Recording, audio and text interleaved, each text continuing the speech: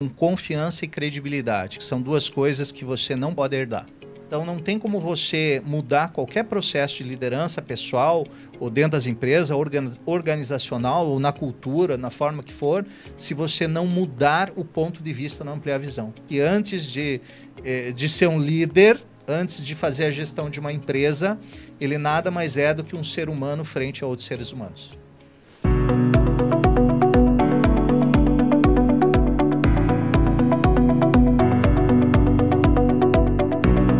Já há mais de 20 anos eu trabalho com desenvolvimento de pessoas. E olhando para trás eu vejo que sempre fez parte isso da minha vida, desde pequeno. Meu pai de alguma forma me estimulava no aspecto de venda e negociação, como assim? Ah, pai, eu quero um chinelo, quanto custa? 45, toma 40, vai lá e vê se consegue comprar. Então ele me ensinou a negociar. Me ensinou também a vender. Pai, eu quero comprar tal coisa. Não tem dinheiro. O que você pode vender para comprar? Então, desde pequeno, sempre teve esse processo de gestão que eu não enxergava antes. E hoje eu enxergo. Então, depois de mais de 16 anos aí trabalhando na multinacional da Dale Carnegie, que eu entrei ajudando as pessoas a formarem as turmas e saí agora, vão fazer 2 anos como CEO da franquia no estado da Bahia. Eu estou em voo solo, né? E sigo trabalhando e desenvolvendo pessoas porque faz parte do meu propósito de vida, ajudar as pessoas a mudarem a vida delas, a mudarem o meio onde elas estão, a mudarem o ambiente de trabalho e, consequentemente, aí o mundo que está precisando aí de pessoas numa vibe mais positiva, mais produtiva e mais feliz, porque não precisa aquele negócio de, meu Deus, tem que pagar, tem que doer, Não, dá para ser um pouco mais leve e ter resultado muito positivo. Então, o que você enxerga hoje que é de maior importância ou as maiores dificuldades no processo de liderança em gestão dentro das empresas? Entrando para o processo de liderança que você está das experiências que eu vivi, tem a ver com confiança e credibilidade, que são duas coisas que você não pode herdar. Ou você constrói e desenvolve, e aí não é só algo assim, não é uma coisa única que você vai fazer e conseguir. Normalmente é um somatório. E até as pessoas falam, puxa, para você conseguir a confiança de alguém, leva um tempo para perder rapidinho. Por que esse chavão funciona? Porque a confiança é algo que, quando você adquire, você tem, de certa maneira, o coração da pessoa na mão. Então, hoje ainda, eu trabalho, esses dias eu estava entregando um grupo de treinamentos numa empresa, o pessoal está buscando engajamento, está buscando qualidade de vida para as pessoas dentro das empresas. Só que não adianta ter essa visão de buscar algo para entregar para as pessoas se não há essa correlação na comunicação entre os líderes. Então, eu não consigo passar para as outras pessoas o que eu não tenho. Então, antes de se falar em conquistar a confiança, a credibilidade, que tem a ver com congruência, que é você falar e fazer o que você faz, fazer e falar, ou seja, você está alinhado com uma verdade, com princípios e com valores, isso tem que estar alinhado a uma comunicação, porque não basta você ser honesto, tem que parecer honesto. É aquele princípio, né? Você vai numa festa, está no escuro, você pisca lá, a pessoa não vai ver, não funciona. Então, além de você ter esses valores, você precisa achar uma forma que as outras pessoas percebam em você.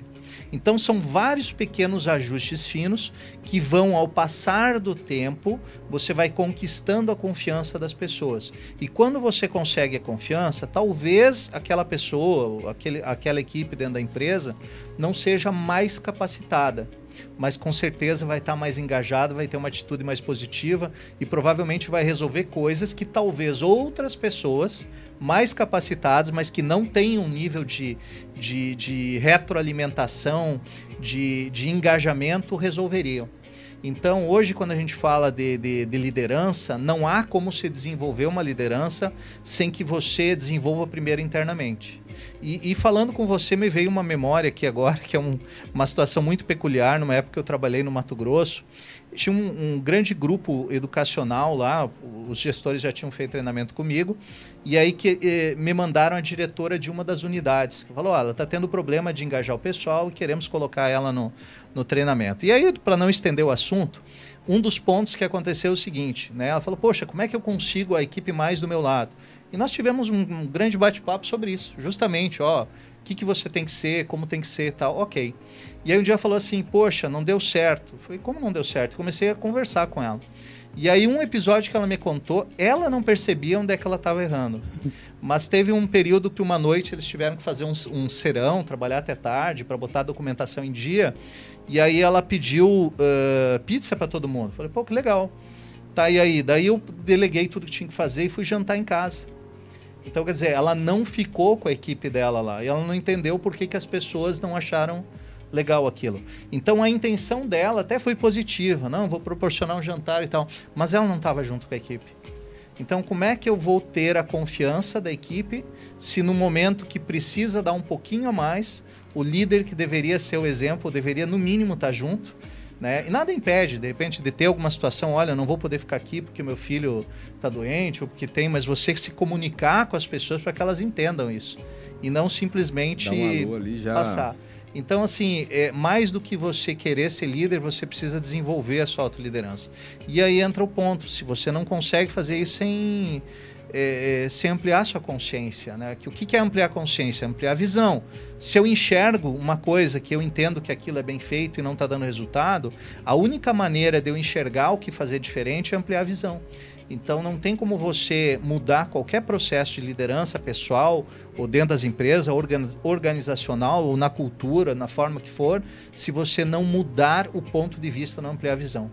Então, o líder hoje, cada vez mais exigido, cada vez mais cobrado, cada vez mais, vamos dizer assim, colocado em evidência no topo da responsabilidade, ele precisa saber que antes de ser um líder, antes de fazer a gestão de uma empresa, ele nada mais é do que um ser humano frente a outros seres humanos. Que pesa mais, as experiências positivas ou negativas? Eu acredito que a experiência tem valor quando você tira algo dela.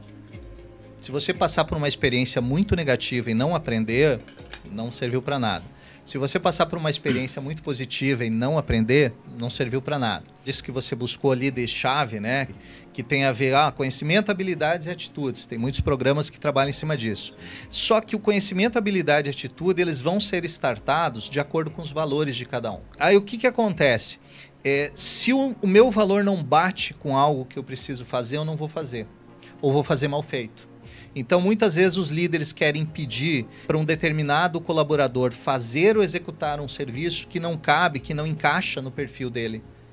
É mais ou menos o seguinte, eu quero colocar para venda uma pessoa que é extremamente introspectiva e eu não percebo, eu coloco, não vai dar certo.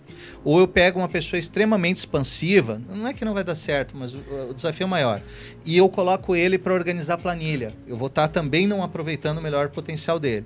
E aí a gente chega no processo da experiência, que é o que você me perguntou. Porque baseado com os valores que eu já tenho e as necessidades que eu preciso entregar, é que vão se denotar as minhas experiências, positivas ou negativas.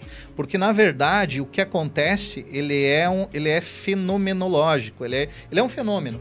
Tudo que acontece é uma experiência. Agora, o positivo e o negativo é a tua percepção.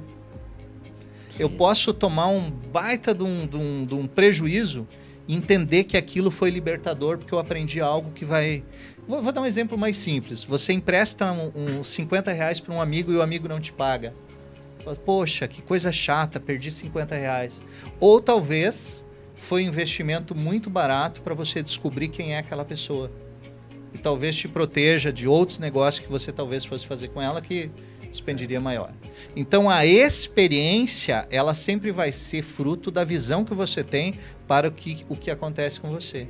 Por isso que tem pessoas que andam por aí, tem uma nuvenzinha negra em cima sempre, odia a vida, o azar, só reclamando, clamando várias vezes, né? E outras pessoas que veem, não, aconteceu isso, ok, como é que eu saio dessa, para onde eu vou? Então, assim, mais do que a pessoa ter experiência, é ver quais os valores que ela tem e como ela assimilou aquelas experiências. As boas práticas que você está utilizando é o resultado da adequação positiva das experiências das pessoas. Olha que legal. Eu acredito muito na ampliação da consciência de você entender sobre pessoas. E os mecanismos mentais de como as pessoas agem. Tem pessoas que são mais ousadas, outras são mais retraídas. Outras têm facilidade de dizer não, outras têm dificuldade. Outras são mais tímidas, introspectivas, outras extrovertidas. E aí vai. Como é que eu faço para aproveitar melhor cada pessoa dentro do seu métier, dentro da sua organização? Porque se eu não tiver olhos para entender a personalidade ou os desafios daquela pessoa, eu corro o risco de pedir coisas para que aquela pessoa faça que não tem a ver com ela. E aí eu dificulto e acabo reduzindo o meu resultado. Quando eu comecei, há muitos anos atrás, a trabalhar numa gráfica, nas primeiras coisas que eu comecei a trabalhar, depois eu virei gerente e virei sócio, depois eu acabei adquirindo a gráfica. Isso no Rio Grande do Sul, em Santa Maria, já vai uns bons anos. Tinha uma pessoa lá que, quando eu cheguei, ela era gerente e era amiga pessoal da esposa do meu chefe, que depois se tornou meu sócio, e eu era alguém novo. Absolutamente tudo que era possível fazer para dar errado, aquela pessoa criava. Um cliente ligava, botava um telefone para acrescentar num panfleto. Ela escrevia num papelzinho e botava debaixo do teclado de uma forma que não aparecia. Aí ia para a impressão, em tese você perderia aquele material. Não, mas eu coloquei embaixo e você não viu. E várias outras coisas. Assim, era uma pessoa que você chegava e dava bom dia, ela não respondia. O cliente entrava em contato, em tese aquele material estava perdido. Eu conversava com ele, vendia aquele material com algum desconto e vendia um novo material com um novo número correto. Eu pegava aquilo que em tese seria uma perda e transformava numa oportunidade. E hoje eu olho para trás, naquela época eu não tinha grande conhecimento em gestão, não tinha nada. O que eu tinha? Eu tinha uma intenção positiva. Meu foco era resolver, meu foco era atender o cliente, meu foco sempre foi pensar em solução. Se tem pessoas que têm uma boa intenção, algo grandioso se faz juntos. Quando existe boa intenção dos dois lados, um mau negócio se torna um bom negócio. Quando existe uma média ou má intenção em pelo menos um dos lados, um excelente negócio nunca vai ser um bom negócio. O que mais me interessa quando eu estou tratando com alguém é saber a intenção que está por trás daquela pessoa. Não é fácil de descobrir, mas é possível. Se você estiver aberto e ouvidos, você pega. Você começa a entender a intenção das pessoas. O que eu pude presenciar nos treinamentos comigo mesmo, né, a nível de emoção, a nível de até entender de fato o que eu queria da minha vida, né? Esse cara consegue extrair das pessoas que parece que é hipnótico. E assim, posso lhe dizer que tudo depende do ser humano, da intenção do ser humano. E aí, se você tiver boas pessoas para lhe guiar, meu amigo, o céu é infinito. Quando você tem referências, você se alinha àquela mesma energia. E tem uma outra coisa que também é fundamental, você tem uma boa intenção, isso faz a diferença. A outra pessoa precisa saber que você tem a boa intenção. Porque às vezes você tem a boa intenção, mas se você não comunica, não fala, a outra pessoa não vai saber. Sim. E aí, muitas vezes, algo que poderia ser desarmado, um conflito que poderia ser facilmente resolvido, ou uma questão por você não falar, não comunicar, não expressar, aquilo se torna um problema maior, né? Porque a nossa cabeça é uma usina atômica, né? Pro bem ou pro mal, ela potencializa tudo. Se você está casando, está se relacionando com uma pessoa e você está achando que você não vai ter problema, você ir lá e entender e descobrir, estamos no mesmo time e a intenção é a mesma e, portanto, pontos de vista divergentes podem se encontrar e solucionar. Exatamente. Então, o primeiro passo é as pessoas pararem de supor que estão em lados opostos. Infelizmente, muitos relacionamentos terminam porque as pessoas são incapazes de ouvir ou compreender a outra parte, que é o principal causa de divórcio no mundo.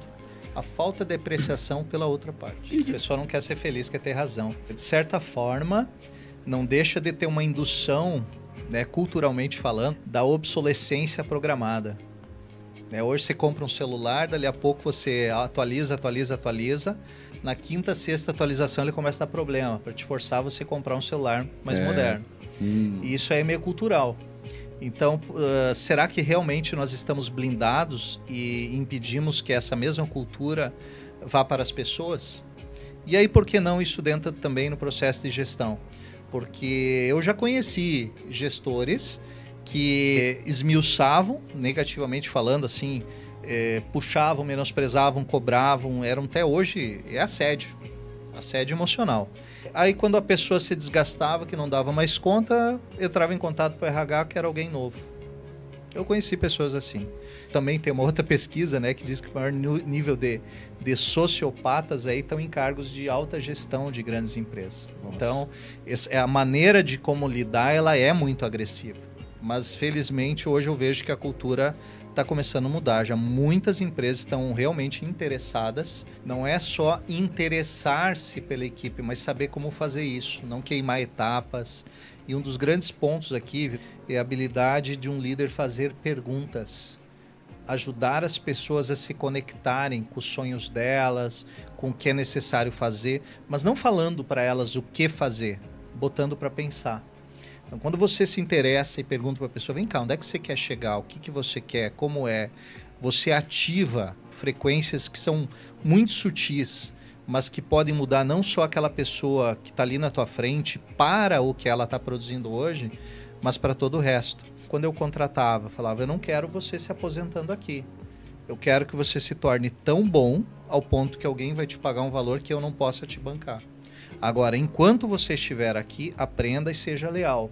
E o que eu posso te pedir, não posso te obrigar, é o dia que você sair, que você me prepare um substituto. Então, tinha alguns acordos que nós fazíamos que era muito legal. Mas eu tenho acompanhado muito assim os aspectos de geração e a quantidade de pessoas que têm filhos e têm medo de deixar os filhos fazer alguma coisa, medo que erre, medo que faça tal, e que adulto você vai estar projetando. E aí você vai para dentro da empresa, se eu tenho uma pessoa que eu contratei para fazer uma função e eu não tenho a capacidade e habilidade de fomentar naquela pessoa, não conhecimento, habilidade você vai treinar tudo mais, mas de desenvolver, desafiar uma atitude nela para que ela entenda o valor que ela tem e o quanto ela pode agregar, eu estou sendo um líder medíocre. Às vezes as pessoas não sabem quem tem na equipe com elas. Cara, passa a bola, joga. Às vezes você vai descobrir a qualidade daquela pessoa na execução, né, no drible e no gol. Mas muitas vezes você vai descobrir só no matar a bola. Porque se a pessoa, tu jogou a bola para ela, pegou aqui assim, dominou no peito e disse, opa, tô aqui. É uma atitude. Tem gente que bate a bola, o que é isso? Tira o corpo fora. Né? Falando analogia, né? Uma tarefa, alguma coisa que você está dando. Então, muitas vezes, a maneira de você testar e ver quem está, os valores, a experiência daquela pessoa, é apostar mesmo. É entregar na mão, é deixar fazer. Tu não vai botar algo que vai comprometer. Mas pequenas coisas que vão ter risco, senão você nunca vai desenvolver ninguém na tua equipe. Entendi. Todos os meus movimentos que eu faço dentro das empresas, mentorias individuais, processo de desenvolvimento. Por que eu acredito que nada muda sem ampliar a consciência? Porque sempre que você tem um ponto de vista diferente a mais, você começa a enxergar algo que você não via antes, né? Os blind spots, pontos cegos. Às vezes eu não estou enxergando o que está aqui atrás. Se eu mudar meu ponto de vista, eu vou começar a enxergar. Isso não é possível sem você ampliar a consciência.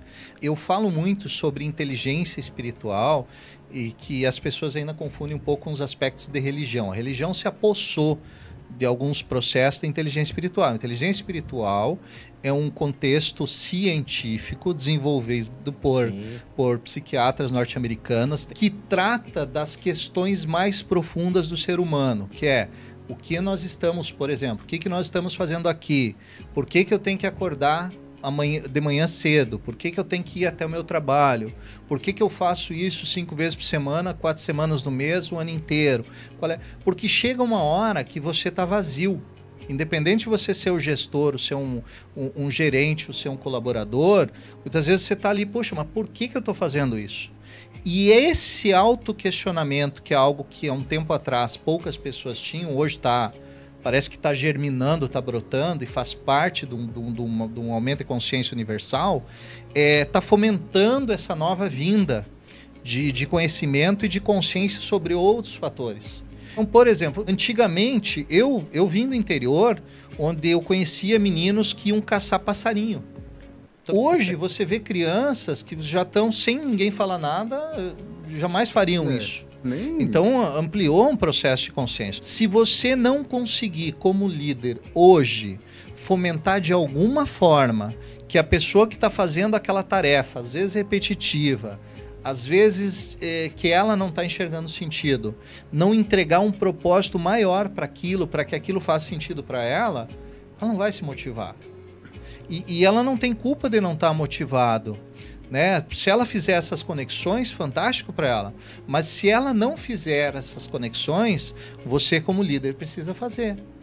Por isso que a importância do feedback positivo, do elogio, de você mostrar para as pessoas que você está olhando ela. Tem gente que nem cumprimenta o porteiro do prédio. Cara, ele é o que está barrando, possivelmente, pessoas que estejam com má índole para entrar num local onde habita o teu bem mais precioso que é a tua família. Agora sim, ele é o porteiro. Não, ele é um guardião. Ele é uma pessoa... Só que eu acho isso, mas eu nunca verbalizo para ele. Eu nunca agradeço, eu nunca dou um bom dia, eu nunca falo a importância daquele trabalho que ele está executando para mim. Eu deixo ele chegar à conclusão que talvez ele seja só um porteiro. E talvez no momento desse ele se distrai e algo aconteça e eu ganho. Não é louco imaginar que tem gente que ainda pensa, passa, não dá um bom dia, não reflete. Eu acho louco imaginar agora, que tem gente assim, velho. Cara, mas agora sim, ó, é o nível de consciência que aquela pessoa tem naquele momento. Então, quando eu começo a julgar que aquela pessoa não está fazendo aquilo por A, por B, por C, é a escala consciencial daquela pessoa. Não quer dizer que eu tenha que avalizar, aceitar ou festejar.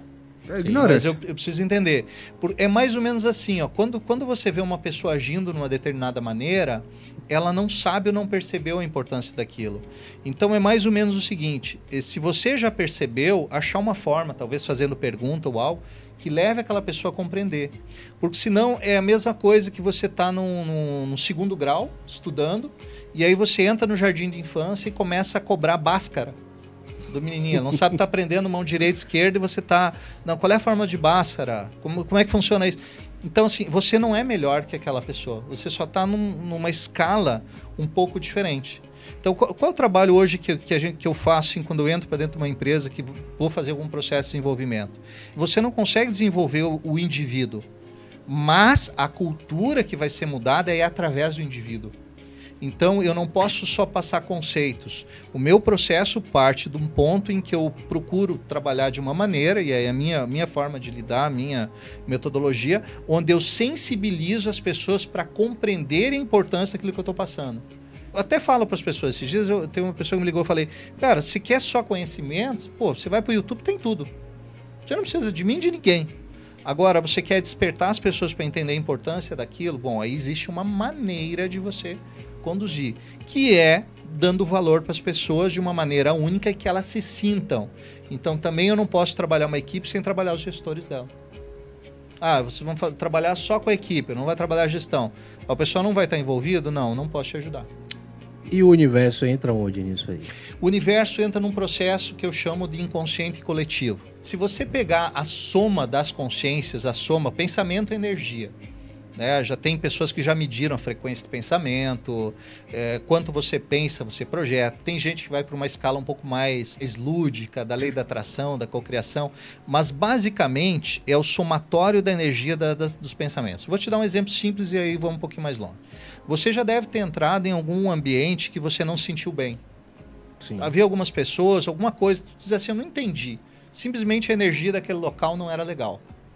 Já teve ambiente, você entrou e falou, caramba, eu ficava aqui por longo tempo. Então, o que gera aquela energia? É a sequência dessa frequência de pensamentos. Então, por exemplo, eu sou indivíduo. Aqui nós estamos num pequeno nicho. Se juntar os vizinhos que estão aqui ao redor, é um nicho maior. Se juntar esse bairro é maior, cidade é maior e vai ampliando. Então, essa é a linha de pensamento. Vamos por exemplo, prático. Fazendo um parênteses. 3 coisas que são utilizadas para trabalhar um comando não positivo nas pessoas. Medo, culpa e vergonha. 3 itens. Eu quero dominar pessoas de uma maneira fácil, eu gero medo. Ou eu faço elas se sentirem culpadas, ou eu apelo para um processo de vergonha que elas se sintam inibidas e elas fazem o que eu quiser. Isso é uma maneira maquiavélica. Maquiavel defendia esse processo, funciona. Não recomendo. O que está acontecendo agora nesse processo? Está todo mundo com medo. Com o que está acontecendo aí, a questão de saúde. O que acontece quando tem muita frequência do medo? Baixa imunidade. Então, se eu começar a ficar preocupado, com medo de ficar doente, e eu começar a pensar aquilo muitas e muitas vezes, a minha imunidade vai baixar. Eu vou ficar mais suscetível a quê? A doença. Só que esse somatório de frequência, ele existe. Então, por exemplo, teve uma pessoa que um dia entrou em contato comigo e falou assim, Ivan, eu não tenho mais vontade de trabalhar. Eu falei, por quê? Eu tento conversar de outras coisas, mas as minhas clientes só falam da doença. E eu já tentei e tal. Então ela já não estava mais conseguindo ir trabalhar. Esse é o inconsciente coletivo, porque está todo mundo na mesma frequência. Então eu falei, olha que bacana, você está tendo a oportunidade dentro do teu ambiente, que as pessoas estão indo lá para se tornar mais bonitas, mais atraentes, mais interessantes, de você gerar um pontinho a mais. Ela não vai mudar a cabeça das pessoas que estão aí no salão, mas ela pode puxar um pouco uma conversa um pouco diferente, degrau, e influenciar naquele meio, que talvez aquela mulher saia dali, chegue em casa, influencie o marido e o filho, e isso comece a mudar. Um dia eu estava numa live que nós estávamos falando um assunto bem profundo sobre isso, e aí uma pessoa até que eu conheço, eu quero muito bem, ela falou assim, tá, mas como é que eu lido com os medos do meu filho? E me veio assim naquela hora que você não lida com os medos de uma criança, porque o medo da criança já é algo que você projetou. Porque a criança ela é muito natural, ela não, já tem vários experimentos, ela não vê racismo, ela não vê diferença, ela vai lá e brinca igual, ela vem mais pura. Então, se ela está numa frequência dessa, é provavelmente você que está colocando, com amor. Ah, filho, não vai sair na rua porque você vai ficar resfriado. Eu estou colocando medo na criança. Não corre que você vai cair. Estou colocando medo. Não vai lá porque é perigoso. Quer dizer, com todo o amor do mundo, eu estou projetando os meus medos na criança. Porque tem tudo a ver. Com certeza. Porque quem eu sou dentro da minha casa, a liderança que eu tenho, como eu influencio a minha esposa, as pessoas que me cercam, os meus amigos, os meus filhos, né, e tal, é a mesma forma que eu vou estar na empresa. Aquele negócio assim, você deixa sua cabeça na porta da entrada do trabalho, que daqui para dentro, você não existe. Esquece isso. Não existe. Então, seria legal, né? Só que nós seríamos máquinas. E se um dia nós formos máquinas, nós não teremos mais o valor, porque é muito fácil tu botar uma máquina lá.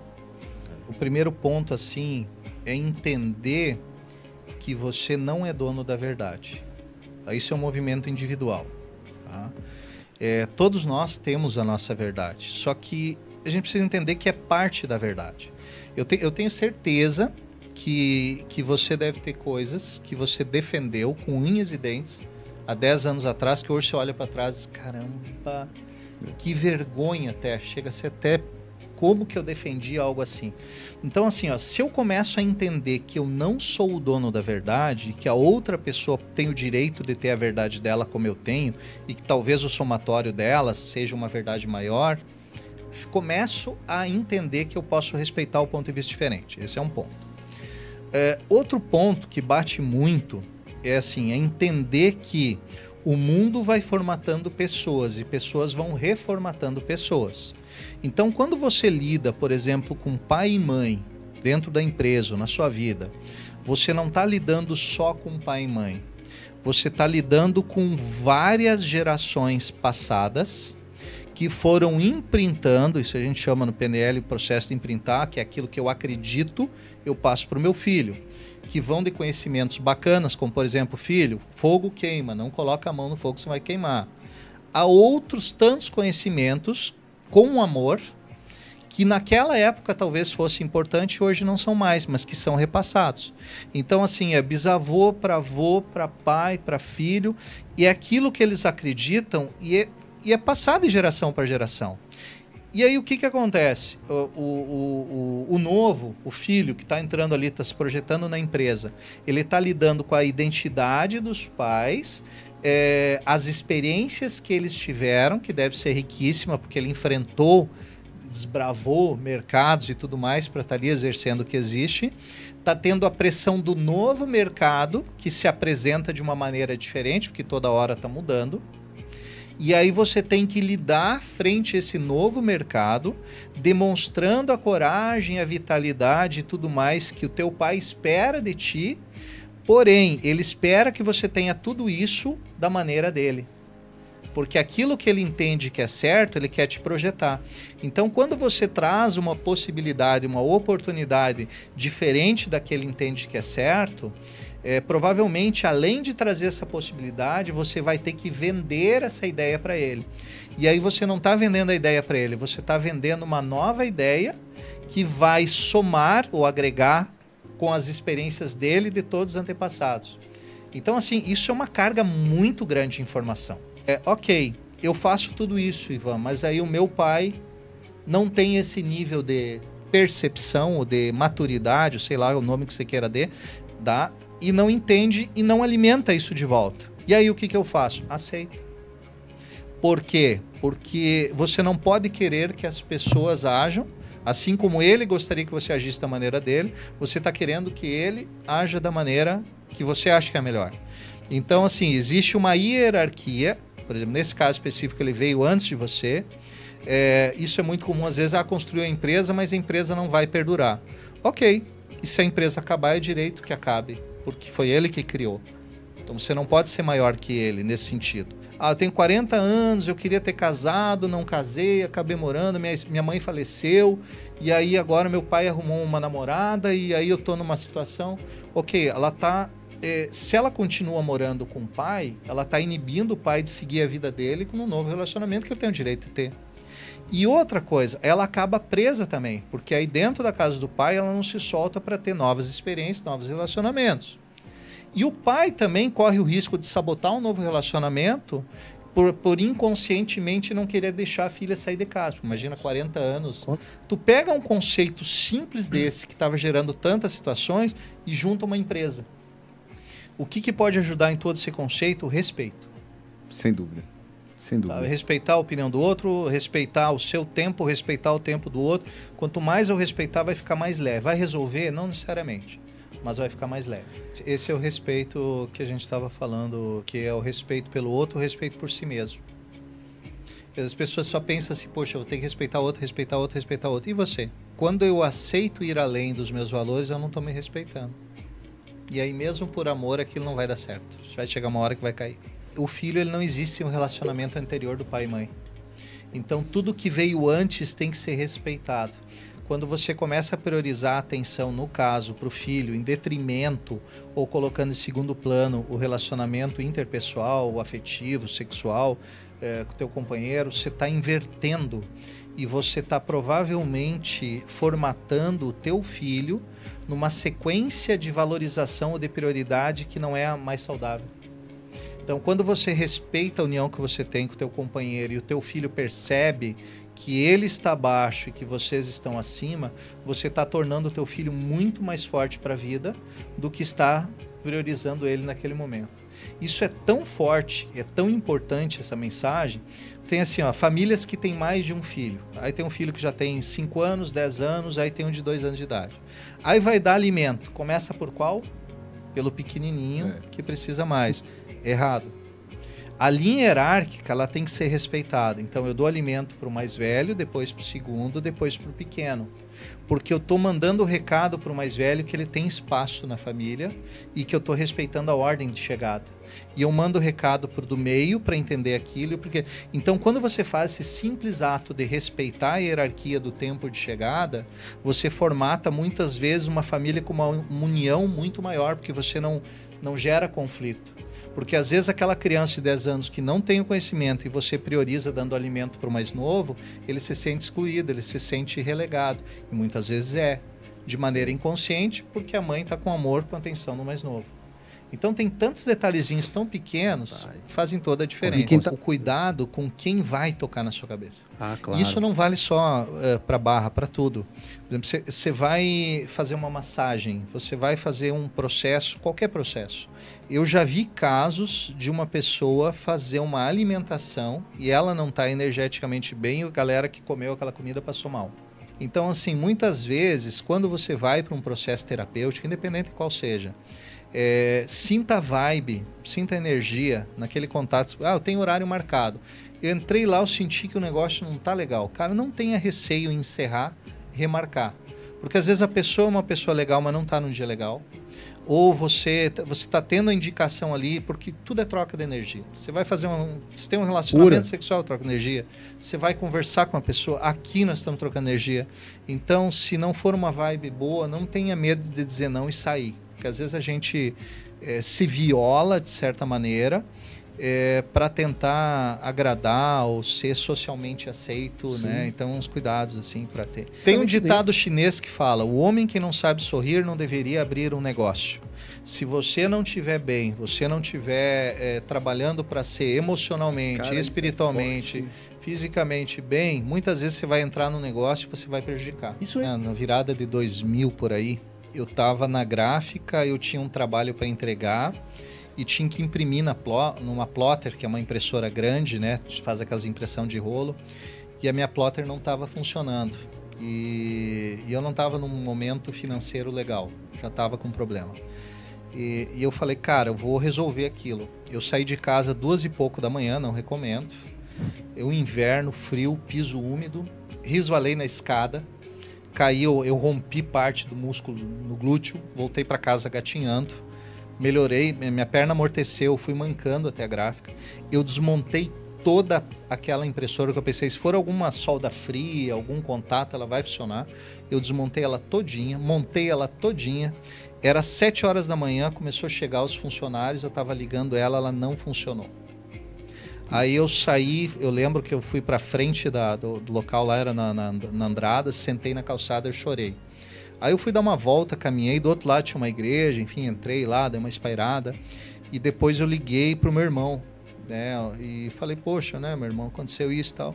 Ele falou assim, caminhão parado não fura pneu. Eu falei, como assim? Eu falei, olha, você está trabalhando, tem máquina, tem que fazer, não tem que fazer, como é que você vai resolver? Se eu tenho os caminhões aqui, eles estão parados, os pneus deles estão bons, mas eles não estão cumprindo o propósito, não estão botando dinheiro, não estão se pagando, não estão funcionando. Então entra um pouco nesse ponto, porque você precisa confiar. Tu tem que fazer tudo que está ao teu alcance e chega uma hora que você tem que dar um passo maior. Eu lembro que todos aqueles meus problemas naquele dia, com tudo aquilo que tinha, eu não tinha condição, por eu não ter condição e estar passando por uma situação financeira desafiadora naquele momento, não passava pela minha cabeça comprar uma impressora nova, que era um investimento muito alto. E naquele mesmo dia eu tomei a decisão, comprei, e aí as coisas começaram a acontecer. Muitas vezes a gente é tão educado para ver problema e resolver problema, ver problema e resolver problema. Nós temos a nossa mente focada por isso. E aí eu começo a me habituar a olhar para as coisas e pensar, cara, isso aqui se der errado, eu tenho plano B. Isso aqui se der errado, plano C. E aí eu me habituo tanto a pensar que pode dar errado que eu esqueço que pode dar certo também. Então assim, quer dizer, poxa, pode dar errado? Pode, mas pode também dar certo. Então, quando eu entro nessa vibe, eu começo a fazer as coisas pensando, e aí a segunda parte da lição. Quando eu estou plantando, eu não estou pensando na colheitadeira. Eu já estou pensando em quantos sacos eu vou colher e o dinheiro lá na minha conta. Ele não pensava no processo, ele já estava focado lá no resultado. Pode dar certo? Pode. O empreendedor, ele é assim. Porque ainda mais no Brasil, né, Vitor? Tu imaginar uma pessoa, quem já colocou um negócio e dependeu pagar a folha, contador, tudo mais, fazer, cara, é meio que feito para não funcionar. Então, se você está colocando algo e está fazendo, é porque você acredita, você tem fé, você tem esse nível de confiança. Sem confiança, você não faz nada. Porque eu vejo que as pessoas às vezes têm um preço e se vendem mais barato, seu produto, seu serviço, e não é porque elas não têm técnica muitas vezes para fazer, é porque elas não acham que elas valem aquilo que elas estão cobrando, colocando seu serviço. Então a ideia do novo processo é ajudar as pessoas a se conectarem com a essência delas, conhecerem que elas são ouro, são platina, são diamante, não são vidro, não são latão, e a partir disso se valorizarem. Tanto no aspecto de como negociar, como se projetar, como se posicionar, como cobrar, mas também no sentido de como conquistar os relacionamentos com seus sócios, com as pessoas que ela convive, trabalha e dentro da sua casa, né? A família e tudo mais. Então a minha vibe daqui para frente vai ser em cima disso.